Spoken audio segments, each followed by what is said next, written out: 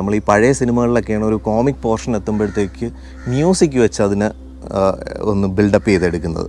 അപ്പോൾ ഈ സിനിമയ്ക്കകത്ത് ഇപ്പോൾ നമ്മൾ തമിഴ് അത്രത്തോളം മനസ്സിലാകാത്ത ഒരാളിന് പോലും ആ സമയത്ത് കൊടുക്കുന്ന ബാക്ക്ഗ്രൗണ്ട് സ്കോർ ആ സീനിനെ മാറ്റുന്നുണ്ട്. അപ്പോൾ നമുക്കറിയാം ഇതൊരു കോമഡി സീനാണ് വരുന്നതെന്നുള്ളത്. പിന്നെ നമ്മളൊന്ന് ശ്രദ്ധിച്ചിരുന്ന എനിക്ക് നന്നായിട്ട് തമിഴ് അറിയാവുന്നത് കൊണ്ട് എനിക്കത് നന്നായിട്ട് അത് എൻജോയ് ചെയ്യാൻ പറ്റി. പക്ഷേ എൻ്റെ അടുത്തിരുന്ന എൻ്റെ മകനായിരുന്നാലും അടുത്തിരുന്ന ആർക്കും പല കോമഡികളും അങ്ങോട്ട് മനസ്സിലാകുന്നില്ല തമിഴായതുകൊണ്ട്. എങ്കിലും അവർ ആ ഒരു ബാക്ക്ഗ്രൗണ്ടിൻ്റെ ഒരു എൻറിച്ച്മെൻറ്റ് കൊണ്ട് അത് കോമഡി ആണെന്നുള്ളത് നമ്മൾ ചിരിക്കുന്ന കേട്ടിട്ടെങ്കിലും അവർ ചിരിക്കുന്നുണ്ട്. പിന്നെ സിറ്റുവേഷനിൽ അവരുടെ എക്സ്പ്രഷൻസ് ഒക്കെ വെച്ചിട്ട് കാര്യങ്ങൾ മനസ്സിലാവുന്നുണ്ട്. പിന്നെ ബോയ്സ് സിനിമയിൽ അഭിനയിച്ചൊരു പയ്യൻ ഇതിനകത്തുണ്ട്.